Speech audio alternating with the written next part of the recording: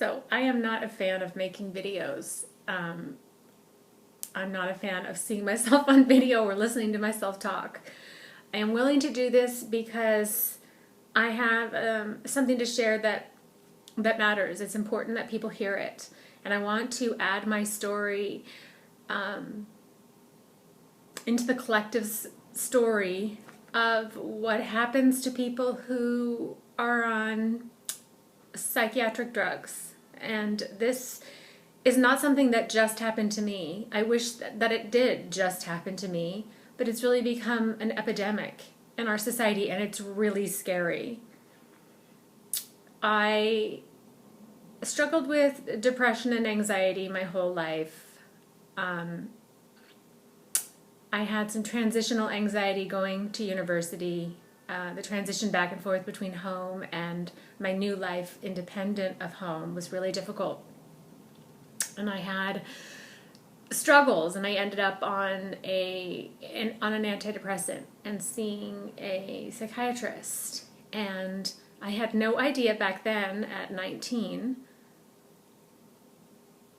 the crazy journey that was ahead of me, and how much of my life would be sucked out of me, how much of myself I would lose, how many years and opportunities I'd lose, all under the guise of being responsible for my mental health issues and being under the care of a doctor. And I ended up on 4 different drugs, and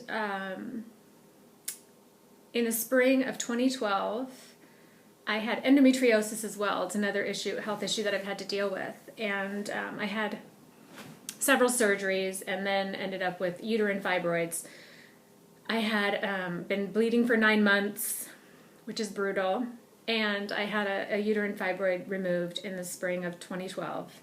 And shortly after that, something inside of me just felt like the psychiatric drugs I was on were not good.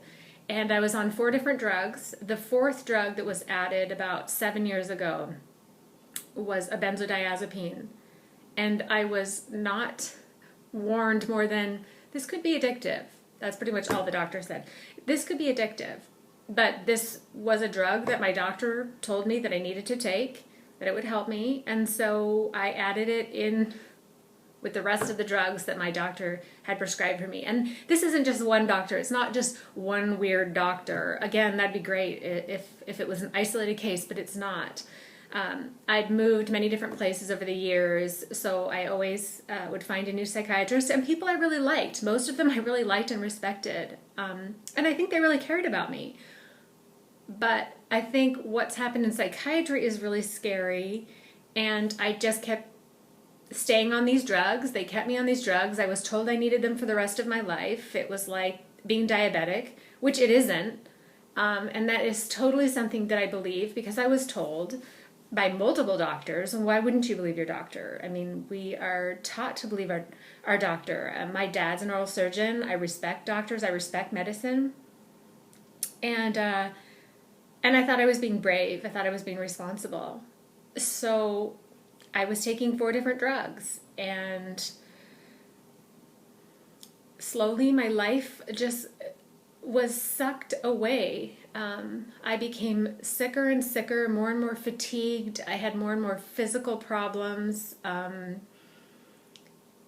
really just a multitude of issues. And I thought it was all my endometriosis. I thought it was chronic fatigue. I thought it might be Lyme disease. I was diagnosed eventually falsely, with Lyme disease.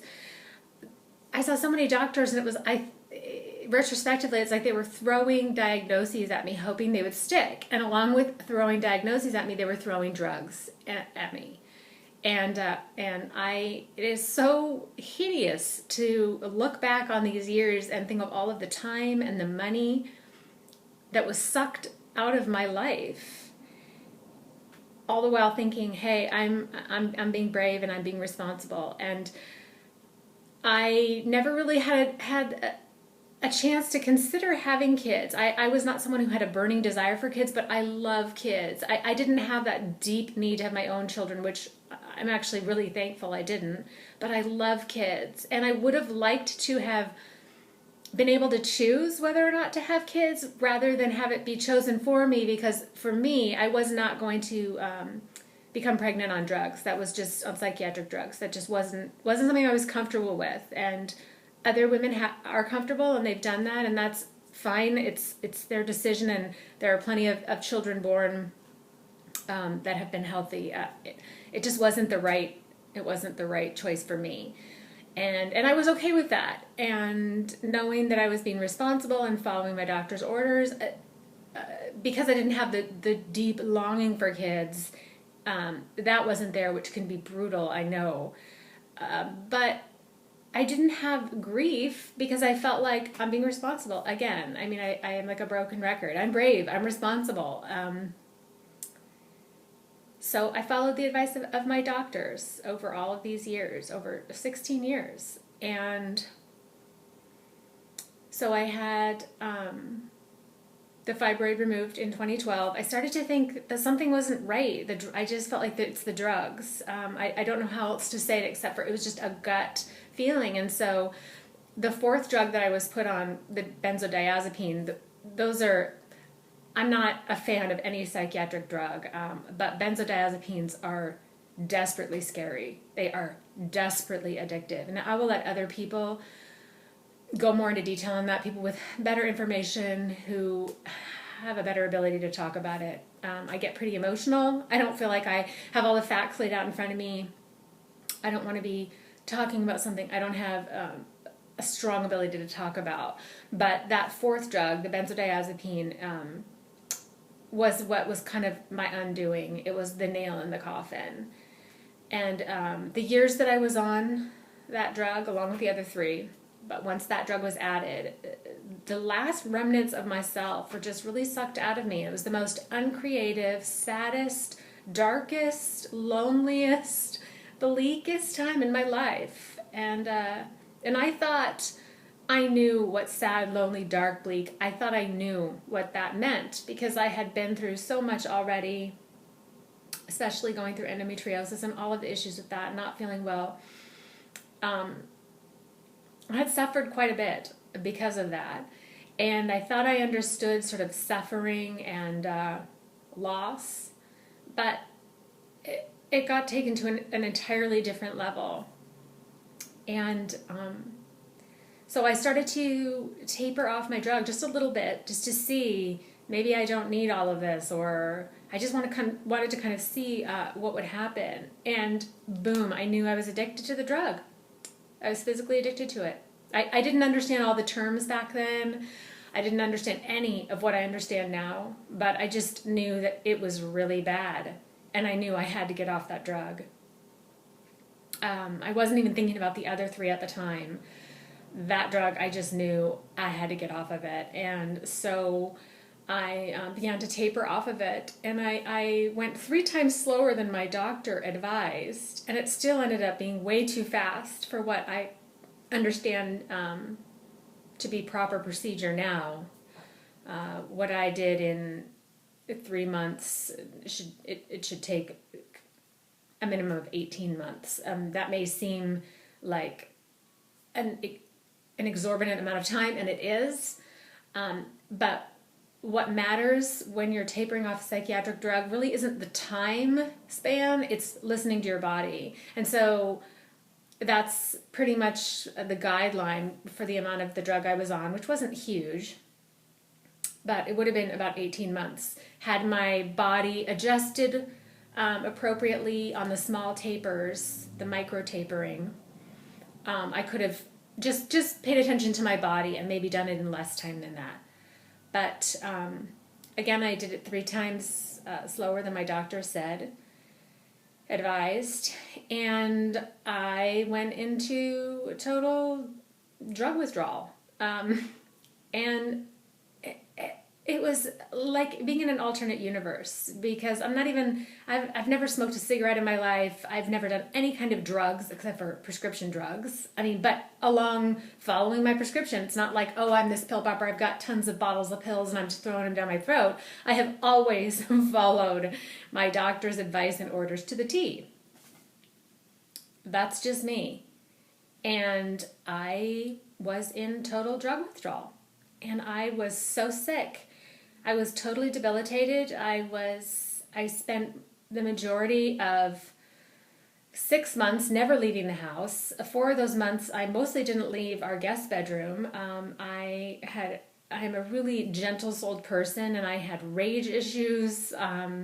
I had wretched insomnia. I wasn't sleeping more than an hour at a time, and not more than a few hours in a 24-hour period.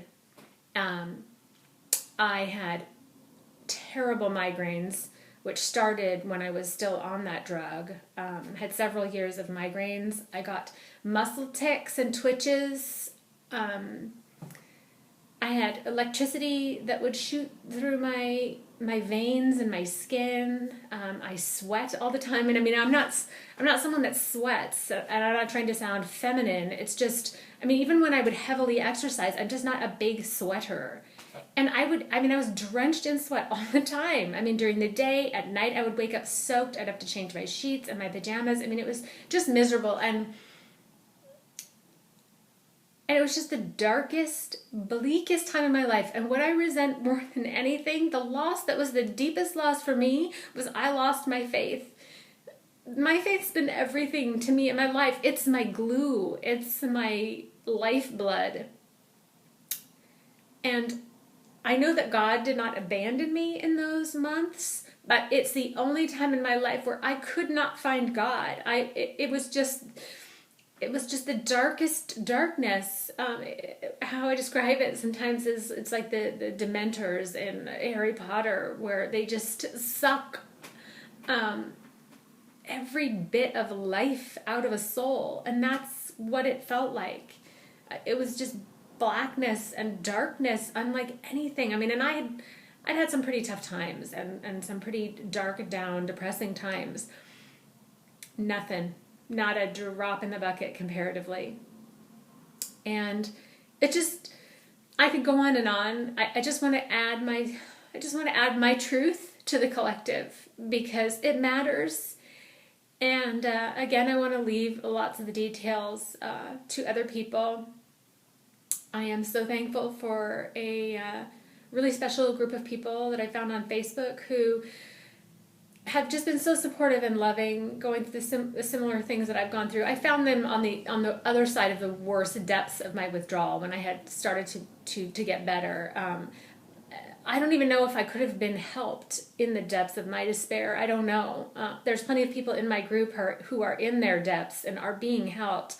And maybe I just didn't find that at that time because it wasn't the right time. But it's hard for me to even imagine that I could have ever been helped. All I could do and all I knew that I had to do was suffer it out. And that's gross. I mean, it really is. It's a gross waste of time, and it's not at all how I feel about life or me. I think life is about seizing the day and seizing the moment and making the toughest things beautiful. But I couldn't do that. I could not carry on. I just had to suffer. And so I kind of sequestered myself into our guest bedroom and just retracted from life. And my husband, who is just such a dear friend and such a strong and loving soul, was incredibly supportive, and that's rare. And I was very aware of how rare that was and is through all of that. Anyway, yeah, I just wanted to add my story. I hope that's enough information to make it worth listening to. I mean, I think it's worth listening to because it's my truth. And again, I wish it was a one-off. I wish this was just, I was one kind of crazy, bizarre person, but I'm not. I am one in just thousands of people. And the more people feel like they can share, the more people who find each other and realize, hey, it's not just me. I mean, it's scary how many people have similar experiences to me. And the more we're able to talk and share, the more people start talking and sharing, the more people there are. who've had these experiences. They've just been too scared, ashamed, unaware. I mean, there was so much I just didn't know. So that is the very quick synopsis of my situation. And I am finally getting back into life again. Only in the last few months have I really begun to really live again, where I can pursue my dreams and be just deeply hopeful, not just making do, not just surviving. Yeah, I'm finally not just surviving, and I'm so thankful that I was able to survive. But it's not a really pleasant way to live, and all of those side effects are gone. That debilitation, all of it, it's all gone. It's been a really long road. So that's my truth. Thanks for listening.